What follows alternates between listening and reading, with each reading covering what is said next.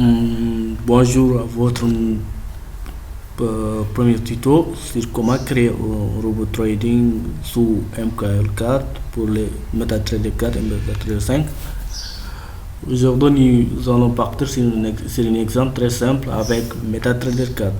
Donc, ce que nous allons faire, c'est créer un petit robot qui vend à chaque fois qu'on a une croisement baissière de la moyenne mobile 20, exponentielle 20 sur la moyenne mobile exponentielle 50, période 50, voilà, si vous voulez. Donc, si en termes plus simples, si la moyenne mobile 20 casse la moyenne mobile 50 par le bas, là on vend. À partir du moment où la moyenne mobile 20 repasse au-dessus de la moyenne mobile 50, on sort du vente. Voilà. La méthode, bon, elle est simple. Je ne l'ai pas testé, mais c'est juste un exemple pour vous donner les bases en MKL4. Voilà. Bon, logiquement, c'est quoi un croisement de moyenne mobile? Un croisement de moyenne mobile, c'est quand, par exemple, un croisement baissière, c'est quand la valeur du moyenne mobile du bougie précédente, par exemple, la moyenne mobile 50 ici à quelle heure? À 2h14, la moyenne mobile 20 était supérieure à la moyenne mobile 50, et à 16h15, on a constaté un renversement de la situation, à savoir la moyenne mobile 50 est redevenue supérieure à la moyenne mobile 20. Donc, si au précédent, la moyenne mobile 20 était supérieure à la moyenne mobile 50, et à la bougie suivante, la moyenne mobile 20 elle est inférieure à la moyenne mobile 50, là on a une cassure vers le bas, croisement baissière. Voilà. Donc, notre stratégie est simple. On va commencer. Pour commencer, vous allez venir sur ici, ou appuyer sur F4, cliquez. Vous allez cliquer sur nouveau. Vous sélectionnez expert, parce que là on crée des experts. Si on devrait créer un indicateur, on allait sélectionner indicateur, script, ainsi de suite. Cette technique, on va y revenir. Donc on sélectionne expert consultant, qui est d'ailleurs sélectionné par défaut. En suivant, et on donne un nom à notre expert. Bon, je vais l'appeler comment? Bon, je vais l'appeler exemple 2, puisque j'en ai déjà un. Suivant. Bon, on n'a pas besoin d'ajouter ces événements. Suivant, et terminé. Voilà, l'algo nous génère quelques lignes de code avec 3 fonctions différentes et des propriétés qui sont ajoutées. Ça, c'est pour MKL. On a la fonction onInit qui est appelée à chaque fois qu'on charge le robot sur une graphique. La fonction dinit à chaque fois qu'on enlève le robot sur les graphiques, on le excite, par exemple. Cette fonction-là est exécutée. Par exemple, si on devait se dire à chaque fois qu'on ajoute l'algo dans le graphique, par exemple, on doit écrire un texte sur le graphique. Donc, on le note ici. Et on voudrait supprimer ce texte quand l'algo est retiré du graphique. Donc, on ajoute une option qui va supprimer le texte ici. C'est une méthode qui sera appelée à chaque fois qu'on est en train de quitter le robot. Et en plus, on a onTick. onTick, c'est un événement, une fonction événement qui est vérifiée à chaque changement de tick sur le graphique. À chaque fois que le prix change, cette fonction elle est lue. Donc c'est la fonction principale. C'est là où tout se passe. Donc voilà. Pour commencer, qu'est-ce que nous avons besoin? Nous avons besoin de quoi? La valeur des moyennes mobiles précédentes, des bougies précédentes. Voilà. Donc, au fait, pour vous faire comprendre, les bougies sont numérotées par index. La bougie en cours, c'est la bougie 0. Elle est toujours sa valeur de référence est 0. La bougie qui précède la bougie en cours est référencée à 1. Donc son numéro c'est 1. Le suivant c'est 2, le suivant c'est 3. Et ainsi de suite. Donc il faut toujours vous dire que la bougie en cours est la bougie 0. Or qu'ici, nous avons besoin de travailler avec le bougie 1 et le bougie 2. Donc, on va mettre moyenne mobile double. Un double, c'est une valeur, c'est un type de variable qui nous permet de récupérer des nombres avec virgule. Excusez-moi. Ok, on va le nommer MA bas 1, pourquoi pas. MA moyenne mobile 20 1. Bon, vous pouvez le nommer tout ce que vous voulez, hein, à condition de ne pas mettre des espaces. IMA, I comme indicateur, MA comme mobile average. Cette fonction nous permet de récupérer la valeur de moyenne mobile. Vous voyez qu'à partir du moment où on ouvre les parenthèses, on a une autosuggestion sur ce qu'on doit ajouter, à savoir les informations que la fonction reçoit en paramètre pour retourner la valeur du moyenne mobile. En première, on a constante strict symbole, on a symbole. Donc, il nous demande de référencer le symbole avec laquelle on travaille. Par exemple, si je le voulais, je pouvais mettre par exemple OUSD. Mais genre, comme que je veux toujours utiliser la symbole en cours, la symbole sur laquelle la bougie, l'algo est appliqué, je mets symbole, la fonction symbole. N'oubliez pas les parenthèses parce que c'est une fonction. Bon, il nous demande de renseigner le time frame. Bon, c'est le time frame comme vous l'entendez. Moi je vais utiliser la période en cours. Autant pour moi. Voilà la suggestion. J'appuie sur entrée. Période du moyenne mobile 20. Shift c'est 0. Shift c'est le décalage. Shift je vous montre. Shift c'est ici. C'est le décalage. C'est toujours 0. La méthode auquel la moyenne mobile est appliquée, méthode exponentielle. Donc on va mettre mode EMA exponentielle.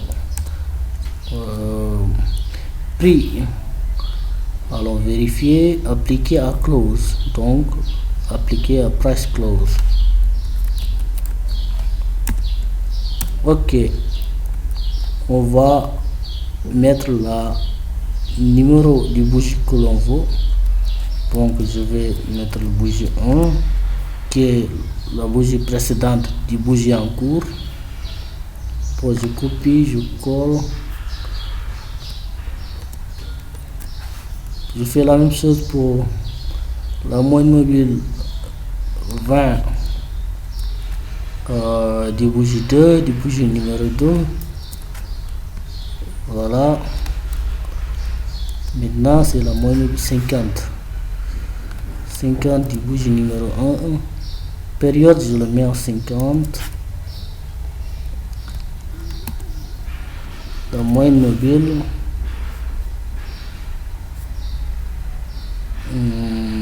50 52 50 Ici, la bougie numéro 2.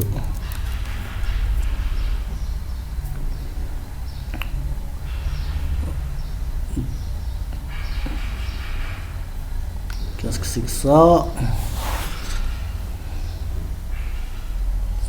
Ça plante là. C'est ça. Ok. Donc ici, on a la moyenne mobile par exemple. Supposons que le marché est ici. Donc on a la moyenne, le marché ici, on a la moyenne mobile. Les informations du bougie 1, de la moyenne mobile du bougie 1 et les informations de la moyenne mobile du bougie 2. Maintenant, on va faire une comparaison. Si au moment où on était au niveau du bougie 2, la moyenne mobile 20 était supérieure à la moyenne mobile 50 et arrivé au niveau de la bougie numéro 1, la moyenne mobile 20 est inférieure à la moyenne mobile 50. Donc c'est facile à vérifier. On va mettre if moyenne mobile 20 du bougie 2, excusez-moi, bon, c'est comme ça,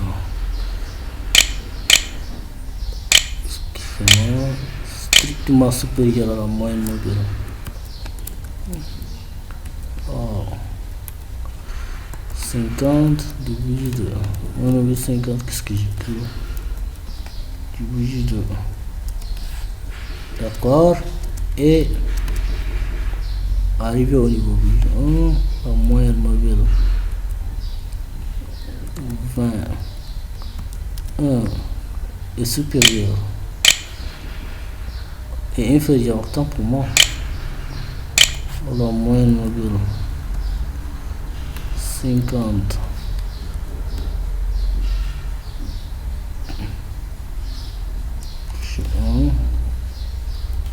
D'accord. Maintenant, on a un croisement baissière. Qu'est-ce qu'on vérifie? Toujours, il est évident de vérifier s'il n'y a pas de position en ordre déjà ouvert. Sinon, l'algo va continuer de prendre des ordres de manière infinie. Donc ça peut vous fermer votre compte. Donc on va dire s'il n'y a pas un ordre en cours, on va récupérer sur ordre total. C'est une fonction. Les fonctions mettent toujours des parenthèses. Est égal à 0. À partir de là, on peut placer un ordre. On peut récupérer ticket pour placer en ordre. On met ordre son. Si l'ordre il a réussi, il va renvoyer la valeur du ticket, le numéro de l'ordre, à savoir le ticket. Symbole, mettez toujours symbole. Int CMD, c'est le type d'ordre. Mettez OP cell, puisqu'on est en train de vendre OP bouge. Pour le lot, je mets 0,1. Pour le dos, puisqu'on vend au bid, on achète au ask. Le slippage maximal, je mets 5. Stop loss, pour l'instant, je mets 0. Take profit, je mets 0. String, je mets vente. Vous pouvez mettre tout ce que vous voulez. Quand il s'agit d'un string, c'est une variable de type texte. Donc, n'oubliez pas les guillemets. Magic, c'est l'identifiant du ordre, je mets 0. Date expiration, je mets 0. C'est concerne les ordres limites. Couleur, je mets pas de couleur. Voilà. Maintenant, on va vérifier ce que qu'est-ce que c'est que ça? Si l'ordre a réussi, là, on aura récupéré le numéro de l'ordre sur le ticket. Si l'ordre a échoué, le ticket va recevoir en principe une valeur comme par exemple une valeur négative comme moins 1. Donc on va vérifier si le ticket est positif. on pouvait vérifier ça directement, mais attends, désolé.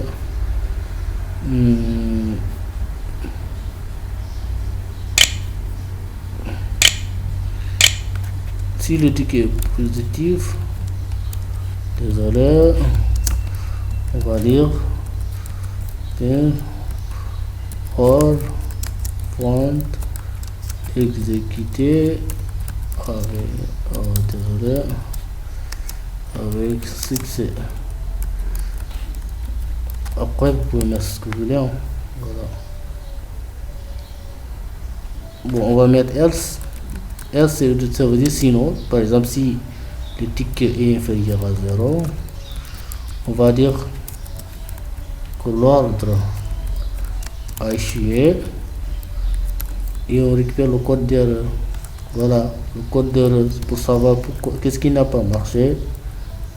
Voilà, il suffit de récupérer cette code d'erreur reçue et d'aller sur le site MKL5, voir à quoi ça correspond. Bon, je vais spawner.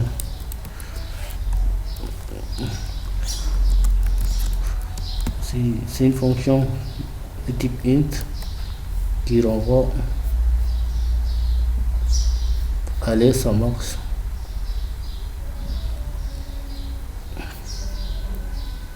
Maintenant qu'on a placé notre porte, on va initier notre condition de sortie. Si on avait dit quoi pour sortir? Voilà, si la moyenne mobile, si un ordre vente est en cours et que la moyenne mobile 20 repasse au-dessus de la moyenne mobile 50, on sort de notre cell. Donc voilà, on va mettre si seulement si if moyenne mobile 20 strictement supérieur, s'il devient supérieur, désolé, j'ai pas les guillemets sur mon clavier, MA 51. Vérifier si on ordre est ouvert. Il faut, si cette fonction permet d'avoir la valeur de tous les ordres, s'il est supérieur à 0, c'est-à-dire qu'il y a un ordre ouvert sur le compte. Donc voilà, c'est important de vérifier ça. Sinon voilà, question d'optimisation, c'est important. Allez, on revient. Bon, clôturer, c'est un peu plus compliqué. Maintenant, pour clôturer, qu'est-ce qu'on va faire? On va parcourir toutes les positions qui sont dans ce compte et les supprimer une par une. Pour ça, on va faire initier une boucle int égale à ordre total moins 1. Tant que i est supérieur ou égal à 0, on désincrémente i. On va mettre moins. Voilà. Désolé.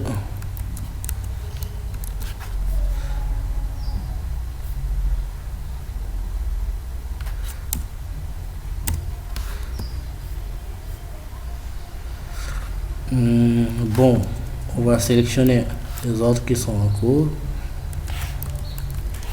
Select et select by pause. Quel mode on a besoin? On a besoin du mode trait. Oui, j'arrive.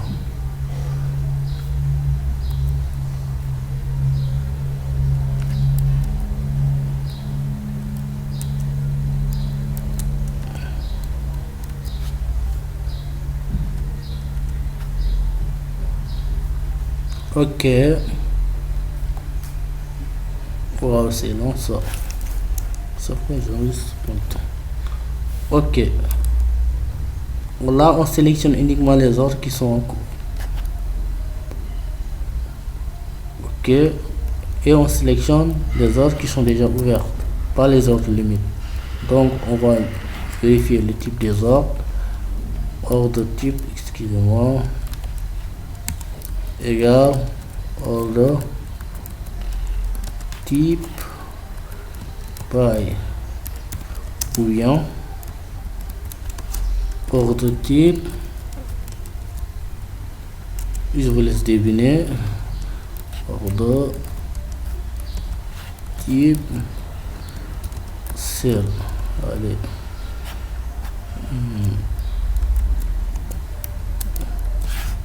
Après on peut ajouter un truc pour filtrer uniquement les ordres pris par le robot, mais après on viendra sur ça après. On clôture. Close order, order close, excusez-moi.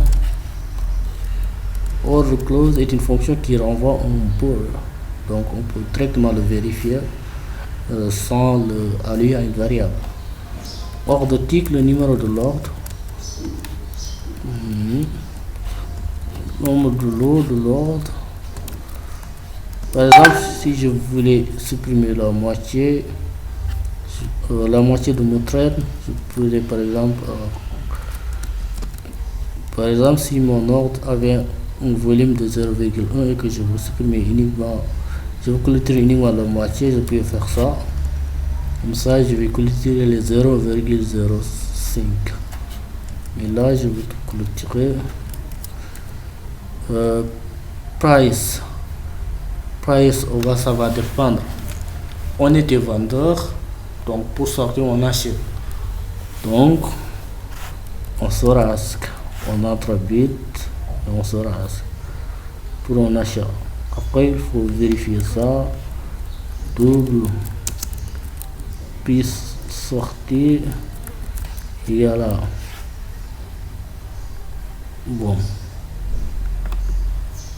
je copie ça, n'essayez pas de comprendre, c'est un peu compliqué, mais on va y revenir.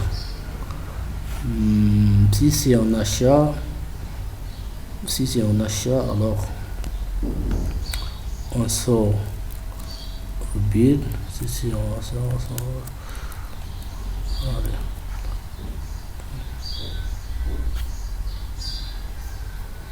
Donc je mets plus sorti. Si page, je mets toujours 5. Color, bon, si tu veux je peux m'arrêter là sans mettre le color. Attends, j'ai oublié.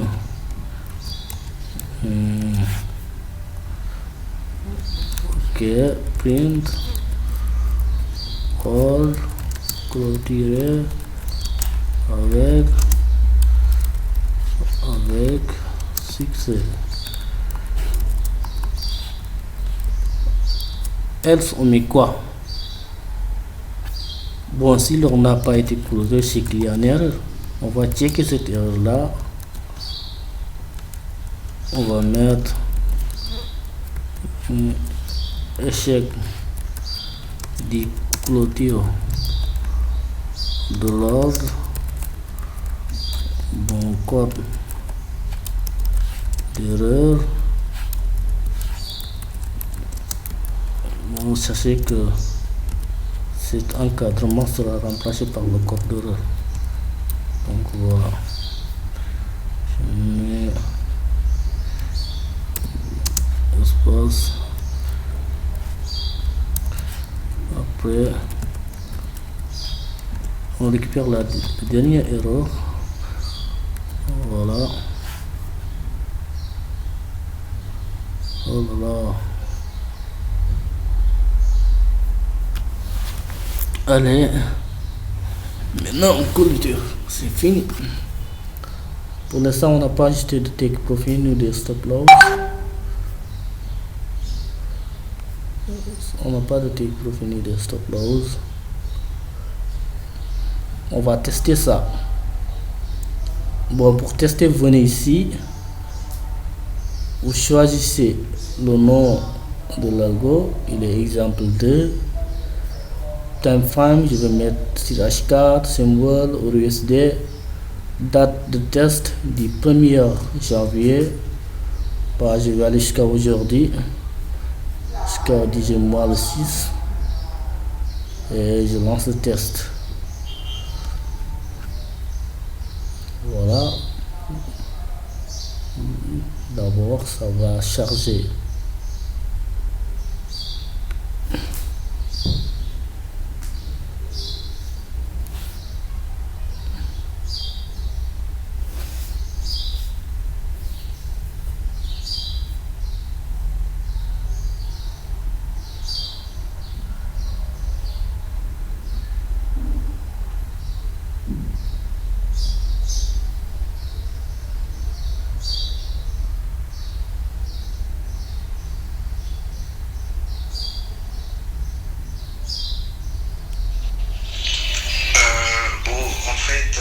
Qu'est-ce qui se passe?